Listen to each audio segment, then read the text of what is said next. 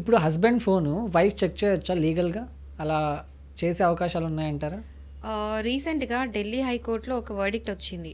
ఏంటంటే wife husband adultery చేస్తున్నాడు అని చెప్పేసి ఒక అలిగేషన్ పెట్టి డివోర్స్ అడిగింది. హ్మ్. అయితే అడల్టరీ అంటే ఏంటంటే సెకండ్ అఫైర్ ఉందని చెప్పేసి, అవుట్ ఆఫ్ మ్యారేజ్ అఫైర్ ఉందని చెప్పేసి తన డౌట్. హ్మ్.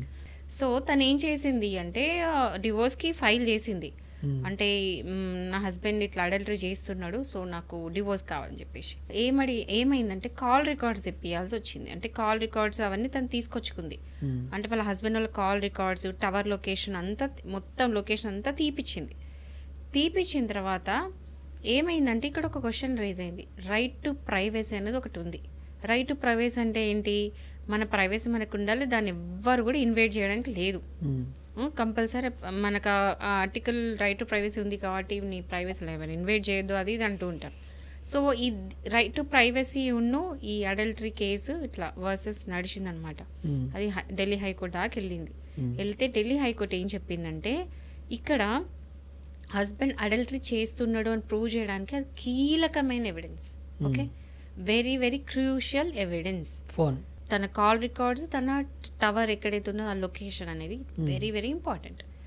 సో అది తీయడంలో తప్పు లేదు, అది ఎవిడెన్స్ లాగా చేయొచ్చు. అక్కడ రైట్ టు ప్రైవసీ కంటే కూడా అతడు తప్పు చేసిందని ప్రూవ్ చేయడమే ఇంపార్టెంట్. హ్మ్. అతను అడల్టరీ చేసిందని చెప్పడమే, చూపించడమే, ఆమెకి జస్టిస్ చేయడం ఇంకా ఇంపార్టెంట్. హ్మ్. సో రైట్ టు ప్రైవసీ ఏం లేదమ్మా, ఏం కాదు. సో ఈ కాల్ రికార్డ్స్, టవర్ది ఏదైతే లొకేషన్ ఉందో అంతా కూడా మేము ఎవిడెన్స్ లాగా కన్సిడర్ చేస్తాము.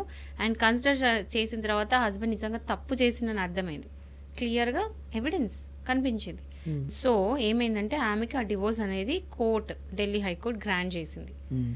సో మనం రైట్ టు ప్రైవసీ అలా ఏం లేదు. ఎవరైనా సరే వైఫ్ కనుక హస్బెండ్ ఇట్లా అడల్టరీ చేస్తున్న డౌట్ ఉంటే కోర్ట్ ద్వారా సిడిఆర్ తెప్పించుకోవచ్చు, టవర్ లొకేషన్ కూడా తెప్పించుకోవచ్చు. ఇప్పుడు సేమ్ ఇప్పుడు హస్బెండ్ కూడా వైఫ్ ఫోన్ చెక్ చేయొచ్చా మరి ఇప్పుడు?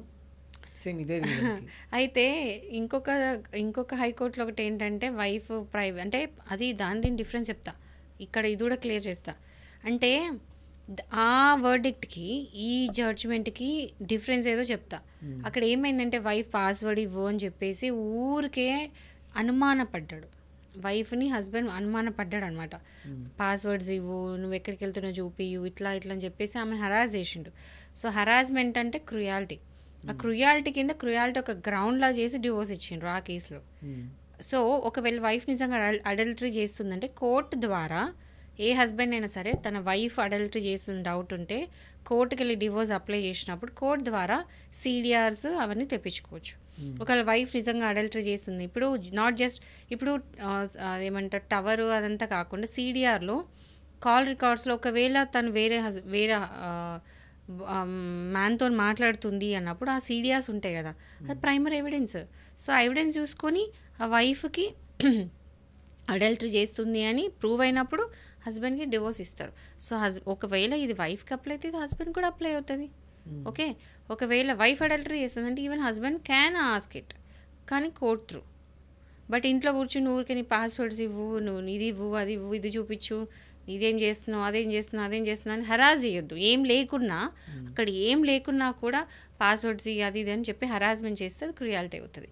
సో ఇది చాలా స్లైట్ డిఫరెన్స్ అనమాట రెండింటికి. బట్ వైఫ్ హస్బెండ్ మీద వేసినా, హస్బెండ్ వైఫ్ మీద వేసినా ఏదైనా సరే కోర్ట్ గ్రాంట్ చేస్తుంది. కోర్ట్ పర్మిషన్తో తీసుకోవాలి.